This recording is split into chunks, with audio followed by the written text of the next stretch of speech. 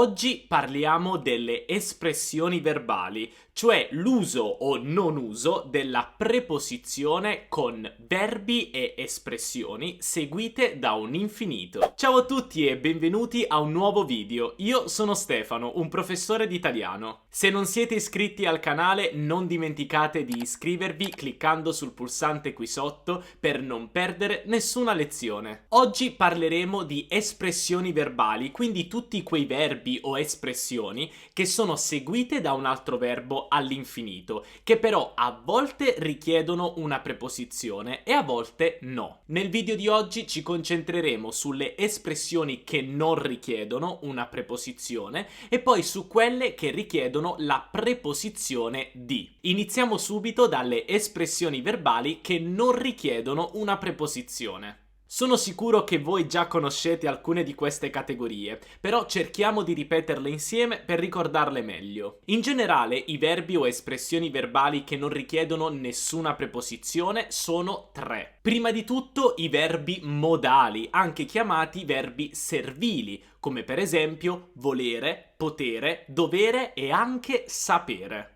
Beh, se voi avete questi verbi, forse dopo volete usare un infinito. E beh, tra questi verbi più l'altro verbo all'infinito non c'è nessuna preposizione. Vediamo subito qualche esempio così capite meglio.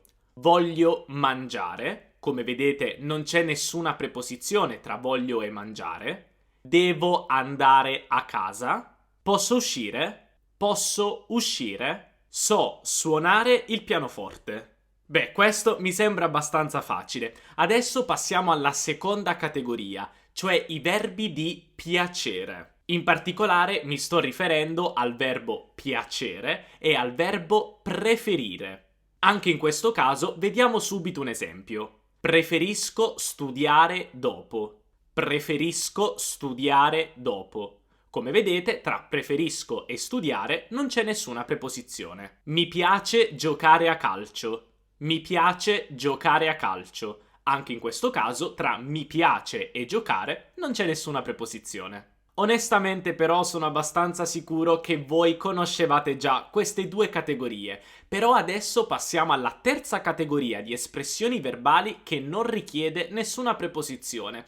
E forse questa è un po' più complicata. O meglio, non è complicata, però è un errore molto comune che vedo tra i miei studenti, cioè usare una preposizione, in particolare a o di, con queste espressioni. Le espressioni di cui sto parlando sono espressioni impersonali, quindi senza un soggetto, formate dal verbo essere alla terza persona più un aggettivo. Quindi sto parlando di tutte quelle espressioni come è possibile, è impossibile, è facile, è difficile. Beh, tutte queste espressioni non sono seguite da nessuna preposizione prima dell'infinito, molto importante. Vediamo subito qualche esempio. È difficile studiare l'italiano. È difficile studiare l'italiano. Come vedete, tra è difficile e studiare non c'è nessuna preposizione. Però io non sono d'accordo, dai, perché non è difficile studiare l'italiano, è facile studiare l'italiano, no? È impossibile camminare con tutto questo vento.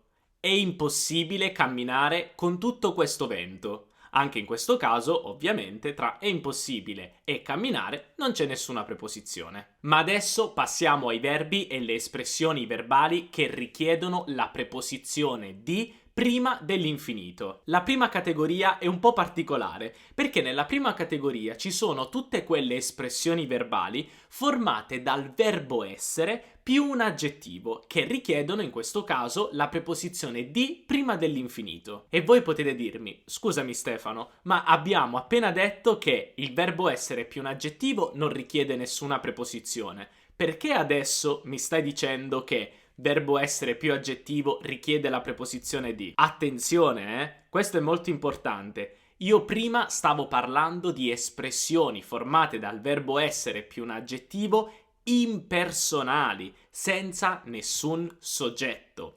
Adesso invece sto parlando di espressioni formate dal verbo essere più l'aggettivo personali, con un soggetto. Infatti io sto parlando di tutte quelle espressioni come sono contento, sono felice, sono triste. Quindi in questo caso il soggetto sono io, è un'espressione personale. Ecco perché abbiamo bisogno della preposizione di. Ma non preoccupatevi, vediamo subito un esempio per capire meglio. Sono contento di vederti. Sono contento di vederti. Come potete vedere, tra sono contento e l'infinito vederti c'è la preposizione di. Siamo tristi di non uscire con voi. Siamo tristi di non uscire con voi. Siete contenti di essere qui? Siete contenti di essere qui? Benissimo, adesso passiamo alla seconda categoria di espressioni verbali che richiedono la preposizione di. E sto parlando di tutte quelle espressioni formate dal verbo avere più un nome. Per esempio, avere paura di, avere bisogno di, avere fretta di. Beh, tutte quelle espressioni richiedono la preposizione di prima dell'infinito. Vediamo alcuni esempi. Ho paura di dormire da solo. Ho paura di dormire da solo. Non ho tempo di chiamarti. Non ho tempo di chiamarti. Ho bisogno di comprare una nuova giacca. Ho bisogno di comprare una nuova giacca. Come potete vedere, tra avere più il nome e l'infinito seguente c'è la preposizione di. Ok, adesso andiamo avanti con la terza categoria dei verbi o espressioni verbali che richiedono la preposizione di. E sto parlando dei verbi di dire. In particolare ci concentriamo sul verbo dire e il verbo chiedere. Vi faccio subito un esempio così capite meglio. Ti ho detto di rimanere a casa. Ti ho detto di rimanere a casa. Capito? Tra ti ho detto e rimanere, l'altro infinito, abbiamo la preposizione di. Oppure posso dire, gli ho chiesto di accompagnarmi a casa. Gli ho chiesto di accompagnarmi a casa. Anche in questo caso, tra il verbo chiedere, ho chiesto e accompagnarmi, l'infinito, abbiamo la preposizione di. E adesso passiamo alla quarta categoria di oggi, i verbi di pensare. Quindi stiamo parlando di verbi come pensare, sperare, credere. Per esempio, io posso dire, penso di arrivare in orario. Penso di arrivare in orario, quindi tra il verbo pensare e l'infinito arrivare abbiamo la preposizione di. Penso di arrivare. Credi di essere più bravo di me? Credi di essere più bravo di me? Stessa cosa. Credi di essere più bravo di me. Tra il verbo credere e il verbo essere abbiamo la preposizione di. Spero di riabbracciarti presto. Spero di riabbracciarti presto. Anche qui abbiamo tra il verbo sperare e il verbo riabbracciarti la preposizione di. Attenzione però, devo dirvi una cosa molto molto importante. Voi potete fare questo, cioè potete usare il verbo pensare, credere, sperare, quello che volete, più di, più l'infinito, soltanto se il soggetto della prima frase è uguale al soggetto della seconda. E che cosa significa questo? Beh, è molto semplice. Se io dico penso di arrivare in orario, sono io che penso e io che arrivo. Se io dico credi di essere più bravo di me, tu credi e tu sei. Quindi i soggetti sono uguali sia della prima frase, del primo verbo, che della seconda frase, del secondo verbo. E perché io vi sto dicendo questo? Beh, perché se io voglio dire che io penso qualcosa, ma poi il soggetto della seconda frase è un'altra persona, per esempio tu, la situazione cambia. Infatti io dico penso di arrivare in orario e così capisco che sono io che penso e io che arrivo. Ma se voglio dire che tu arrivi, devo cambiare la costruzione della frase e dire penso che tu arriverai in orario. Penso che tu arriverai in orario. Quindi, come vedete, io non posso usare di e l'infinito, altrimenti il soggetto sarei sempre io, ma devo usare che più il futuro o congiuntivo. È chiaro questo? Questo è molto importante, mi raccomando. Ora, ovviamente io non voglio parlare di tutte le costruzioni in italiano formate da penso che, credo che, spero che, perché sarebbe un po' complicato. Però io ho fatto un video in cui spiego il congiuntivo. Nella frase di prima vi ho fatto un esempio col futuro, però molto spesso con questi verbi si può usare anche il congiuntivo. Quindi mi raccomando, andate a vedere il video che vi lascio qui sopra, ma anche qui sotto in descrizione, così potete capire meglio come funziona questa costruzione in italiano. E adesso passiamo all'ultima categoria di oggi, altri verbi che non è proprio facile inserire in una categoria specifica. Sto parlando di verbi come dimenticarsi, ricordarsi, cercare e finire. Anche questi verbi richiedono la preposizione di. Vediamo subito alcuni esempi.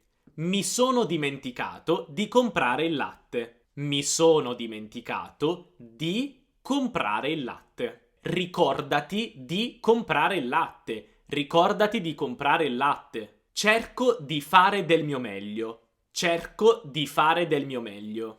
In questo caso, attenzione, il verbo cercare non significa cercare qualcosa che avete perso, ma significa provare, ok? Ecco perché si dice cerco di fare del mio meglio, perché cercare significa provare. E attenzione, se scegliete di usare il verbo provare, purtroppo il verbo provare richiede la preposizione a. Infatti si dice provo a fare del mio meglio. Ma questa è un'altra storia, ne parliamo in un altro video. Ultimo esempio di oggi è sto finendo di mangiare. Sto finendo di mangiare.